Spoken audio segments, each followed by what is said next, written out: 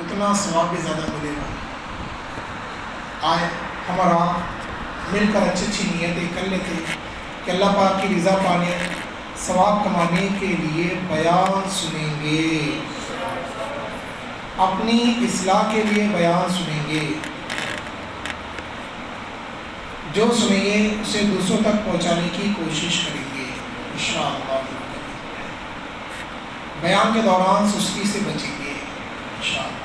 اور بھی مزید نیتیں ہو سکتی ہیں، جیسا کہ جمعہ مبارک، یہ مبارک گھڑیاں ہیں، تو اس میں اچھی اچھی نیتوں کے ساتھ زیادہ سے زیادہ درود پاک پڑھنے کی کوشش کریں گے۔ جیسے کہ ہم مسجد میں بیٹھے ایک نیت یہ بھی کر لیں، اور نیت کر کے عمل کی بھی نیت یہ کر لیجیے کہ پہلی صف کو مکمل کر لیں گے۔ کس کی نیت بنتی ہے؟ پہلی صف کو مکمل کر لیں گے۔ نیت نہیں بنتی، نیت ہونی چاہیے۔ پہلی صف آپ پہ آ گئے، بڑے جو ہے بڑے طلبہ بھی آگے آ جائے، جو 14 سال سے اوپر کے ہیں ان سے بھی عرض کرتا ہوں پہلی صف۔ اب پہلی صف کے تعلق سے بھی سن لیجیے، اس کے بعد درود شریف کی فضیلت سنیں گے کہ پہلی صف کے تعلق سے پیارے آقا صلی اللہ علیہ وسلم کے 2 ارشادات ہیں۔ پہلا کہ پیارے آقا صلی اللہ علیہ وسلم نے ارشاد فرمایا کہ اگر تم جان لو، صحابہ کرام، اگر تم جان لو کہ پہلی صف میں کیا ہے تو تم گھسیٹتے ہوئے مسجد آؤ۔ اور دوسرا ارشاد ہے کہ جب اگر تم جان لو کہ پہلی صف میں کیا ہے تو آپس میں قرآن اندازی کرو۔ ٹھیک ہے، قرآن اندازی کریں گے کہ نہیں میں پہلی صف میں ہوگا، نہیں میں پہلی صف میں ہوگا۔ اور آج ہماری تعداد ہے نا ناعلمی کی وجہ سے اس پہلی صف کی برکت سے محروم ہے۔ وہ برکتیں کیا ہے پتہ ہے؟ پیارے آقا صلی اللہ علیہ وسلم نے مبارک میں نبی کریم رؤوف الرحیم نے صحابہ کرام علیہ رضوان سے مخاطب ہو کر ارشاد فرمایا کہ پہلی صف پر اللہ کی رحمت نازل ہوتی ہے۔ یہ ارشادات بھی سنیں، پہلے اہمیت دلائی گئی اور اس کے بعد فضیلت بیان کی جا رہی ہے کہ پہلی صف پر اللہ کی رحمت نازل ہوتی ہے ایک مرتبہ۔ پھر صحابہ اکرام نے عرض کی یا رسول اللہ دوسری صف پر، کیونکہ ممکن تو نہیں ہے نا کہ سب پہلی صف میں آ جائیں، تو دوسری صف پر پیارے آقا نے پھر دوسری مرتبہ ارشاد فرمایا پہلی صف پر اللہ کی رحمت نازل ہوتی ہے۔ پھر صحابی رسول نے عرض کی یا رسول اللہ دوسری صف پر، پیارے آقا صلی اللہ علیہ وسلم نے تیسری مرتبہ ارشاد فرمایا پہلی صف پر اللہ کی رحمت نازل ہوتی ہے۔ اب سوچیے یہ 3 سے 4 مرتبہ پیارے آقا صلی اللہ علیہ وسلم نے ارشاد فرمایا، پھر اس کے بعد اور عرض کی گئی کیا دوسری صف پر؟ پیارے آقا نے فرمایا ہاں دوسری صف پر، یعنی کہ 3 سے 4 مرتبہ ارشاد فرمایا پہلی صف پہلی صف پہلی صف۔ اب سوچیے 3 مرتبہ اللہ کی رحمت نازل کا ہو رہی ہے پہلی صف والے پر، اور اس کے بعد میں دوسری صف پہ، اس کے بعد میں تیسری صف پہ، یعنی کہ بعد والے محروم رہ رہے اللہ کی رحمت کی برکتوں سے۔ تو ہمیں چاہیے ہم پہلی صف کو بھرنے والے بنے، نیت بنتی ہے پہلی صف کو انشاءاللہ بھرنے کی کوشش کریں گے اور برکت اس کی حاصل کریں گے۔ اللہ ہم سب کو عمل کی توفیق عطا فرمائے۔ درود پاک کی فضیلت ہے، مولا علی شیر خدا رضی اللہ عنہ کی شان میں کچھ عرض کرنے کی کوشش کروں گا، اسی کی نسبت سے درود پاک کی فضیلت بھی ہے کہ ایک مرتبہ کفار مکہ کے پاس ایک بھکاری آیا اور اس نے سوال کیا، تو کفار نے مذاق سوچی اور پیارے علی شیر خدا رضی اللہ عنہ قریب ہی جلوہ فرماتے ہیں، تو کفار نے مذاق اڑانے کی کہ اس بھکاری کو ان کے پاس بھیجتے ہیں کیا ملتا ہے، کیا دیتے ہیں، ان کے پاس کچھ ہوگا نہیں۔ تو مذاقاً کفار نے اس بھکاری کو کیا وہ فلاں شخص کے پاس جاؤ، اور بھکاری آپ کرم اللہ تعالیٰ وجہ الکریم کے پاس آیا اور سوال کیا۔ آپ کرم اللہ تعالیٰ وجہ الکریم نے اس کے خالی ہاتھ کے اوپر، یعنی کہ خالی ہاتھ بھکاری پسا اس طرح سے ہاتھ آگے بڑھاتا ہے نا، آپ نے اس کے ہاتھ پر 10 مرتبہ درود پاک پڑھ کر دم کر دیا، خالی ہاتھ کا 10 مرتبہ دم کر دیا اور کہا کہ مٹھی بند کر دو، اور کفار جس نے بھیجا ہے کہ کفار کے پاس جا کر تمہیں مٹھی کھول دینا۔ اب کفار یہ سب دیکھ رہے تھے کہ علی شیر خدا نے پھونک ماری ہے، بھلا پھونک سے کیا ہوتا ہے، یہ پھونک سے کیا ہونے والا ہے، یہ ہنس رہے تھے۔ بھکاری ان کے پاس گیا اور ان کے پاس جا کر مٹھی کھولی تو دیکھا کہ اس میں ایک سونے کا درہم ہے۔ آپ کرم اللہ تعالیٰ وجہ الکریم کی یہ کرامت دیکھ کر جتنے وہ کفار تھے وہ دامن اسلام سے وابستہ ہو۔ صلو علی الحبیب صلی اللہ تعالیٰ علی محمد صلی اللہ علیہ وسلم۔ پیارے اسلام بھائیو، درود پاک کے بے شمار فیض و برکات ہیں۔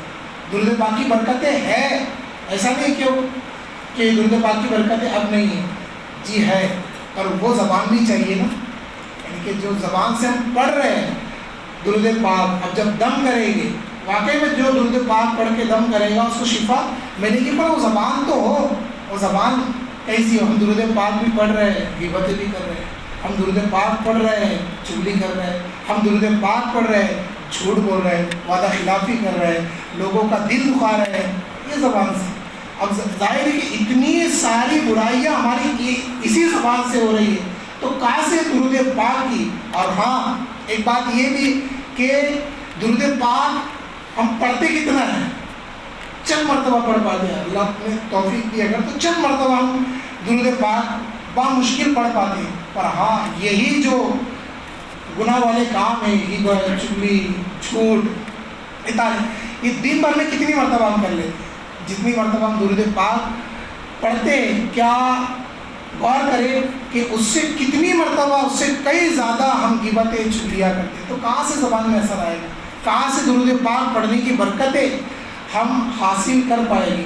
تو ہمیں چاہیے کہ ہم برائیوں سے بچتے ہوئے، تقویٰ پرہیزگاری اختیار کرتے ہوئے پھر عملیات کریں، پھر درود پاک کی معاملات میں فائدہ اٹھانے کی نیت بھی کریں، تب اس کا فائدہ ہم کو ملے گا۔ اب اس کا مطلب یہ نہیں کہ یار یہ چیز نہیں ہو رہی تو یہ چیز نہ کرو، اس کی برکت سے اب اس کی کثرت کرنی ہے، درود پاک کی، ذکر اذکار کی، اس کی ہمیں کثرت کرنی ہوگی، اور یہ جو برائیاں ہیں نا، ان برائیوں کو ہمیں کم کرنا ہوگا، جب جا کر اس کی برکتیں نصیب ہوگی۔ شاید کیا خوب کہتا ہے، ورد جس نے کیا درود شریف اور دل سے پڑھا درود شریف، حاجتیں سب روا ہوئی اس کی، ہے عجب کنارے درود شریف۔ صلو علی الحبیب صلی اللہ تعالیٰ علی محمد صلی اللہ تعالیٰ علیہ وسلم۔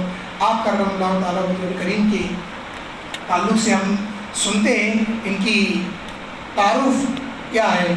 علی شیر خدا رضی اللہ عنہ مکہ پاک میں خانہ کعبہ میں آپ پیدا ہوئے۔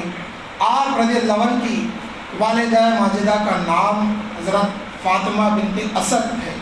آپ نے اپنے والد کے نام پر علی شیر خدا کا نام حیدر رکھا، والد نے آپ کو علی نام رکھ کر پکارا، اور حضور کو نور صلی اللہ علیہ وسلم نے آپ کو اسد اللہ کے لقب سے نوازا، اور اس کے علاوہ مرتضیٰ یعنی چنا ہوا، کرار یعنی پلٹ پلٹ کر وار کرنے والا، شیر خدا اور مولا مشکل کشا آپ رضی اللہ عنہ کے مشہور القابات ہیں۔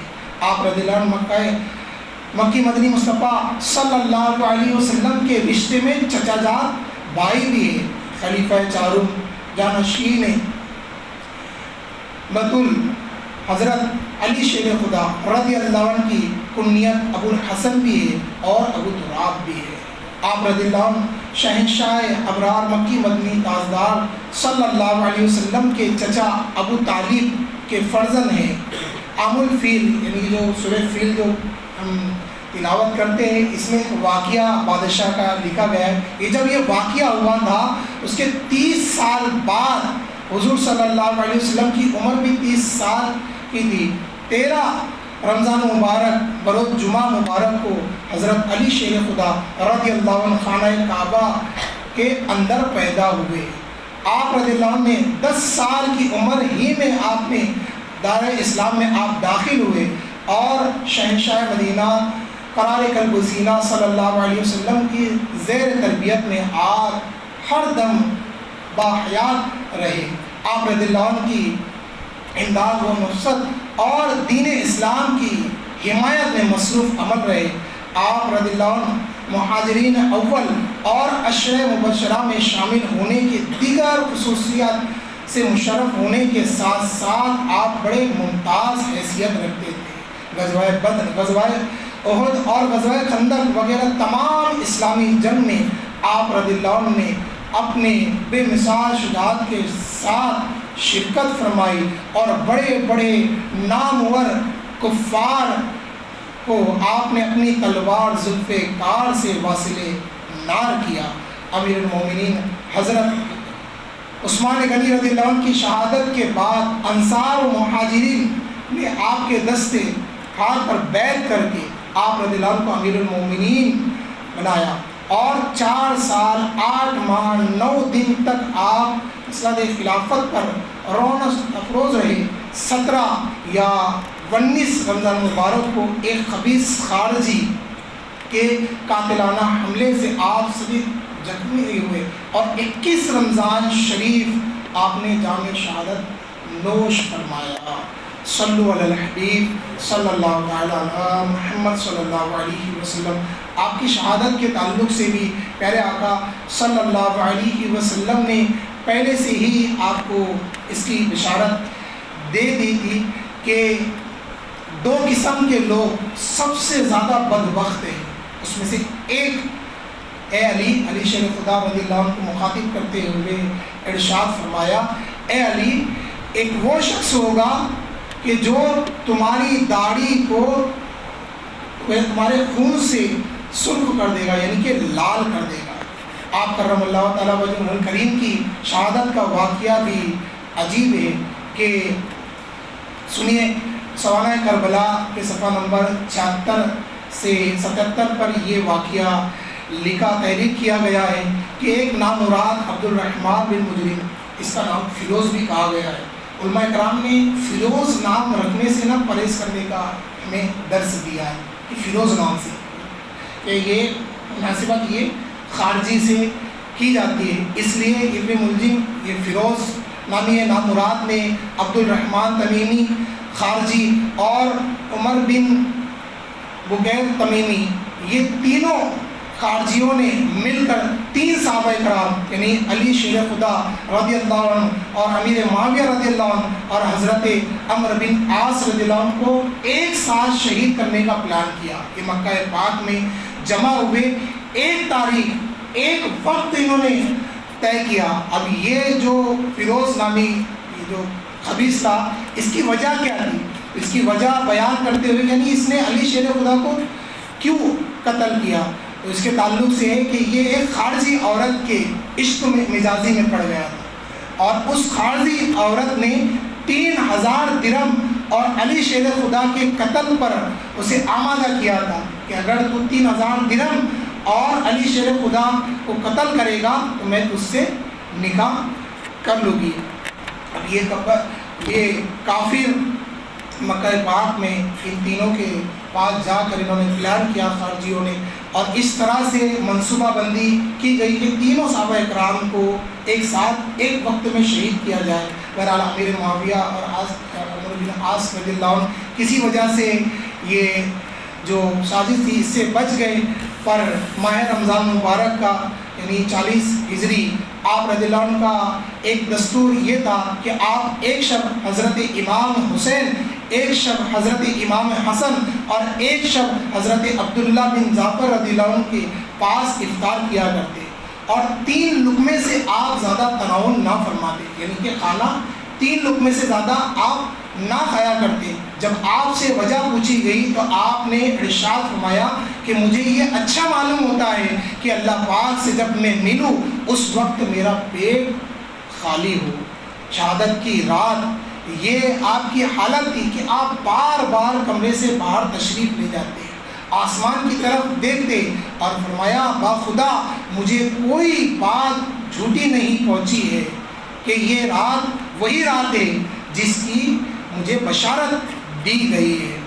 شب جمعہ 17 یا 19 رمضان مبارک 40 ہجری کو حسنین کریمین کے والد علی شیر خدا رضی اللہ عنہ صبح کے وقت بیدار ہوئے.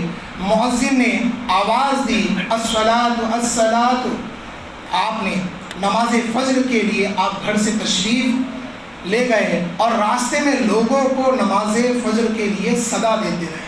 اب یہاں پر بھی ایک پہلو ہمارے لیے سیکھنے کے لیے ہے کہ الحمدللہ اس دور کی علمی و روحانی شخصیت میرے شیخ طریقت امیر اہل سنت مولانا الیاس عطار قادری رضوی ضیائی دامت برکاتہم عالیہ نے اس دور میں بھی ہمارے اسلاف کی سیرت پر عمل کرنے کا ہم کو کیسا ذہن دیا ہے کہ آپ نے ایک نام دعوت اسلامی کے نام کے 12 دینی کام کو دیا ہے. اس میں سے پہلا دینی کام یہی ہے کہ لوگوں کو فجر کی نماز کے لیے جگانا.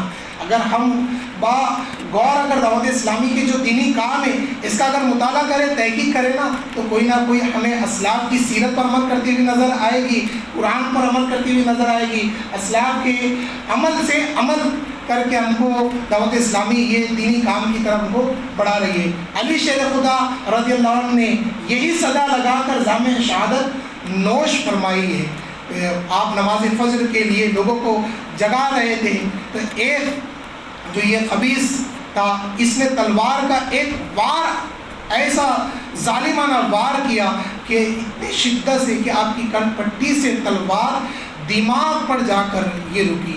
اتنے میں چاروں طرف سے لوگ جمع ہو گئے اور اس خارجی کو اس خبیث کو بھی پکڑ لیا گیا.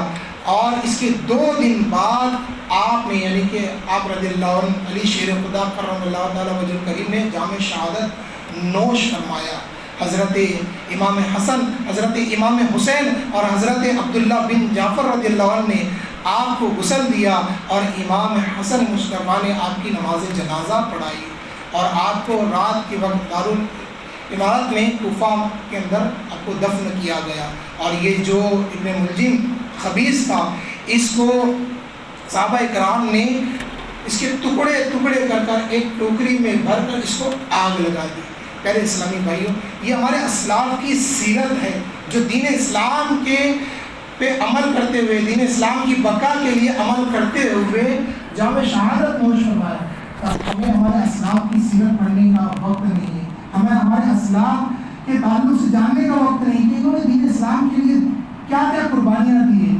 آج یہ محرم شریف کا یہ مہینہ ہے, آج ہم حدیث تو سنتے ہیں اور اس کے اوپر غور نہیں کرتے کہ اس دن ان تاریخوں میں کیا ہوا تھا اور اس سے ہمیں کیا درس ملتا ہے. اس کے اوپر سننے کا تو ہے معاملہ ہمارا, پر اس سے ہم درس حاصل نہیں کرتے.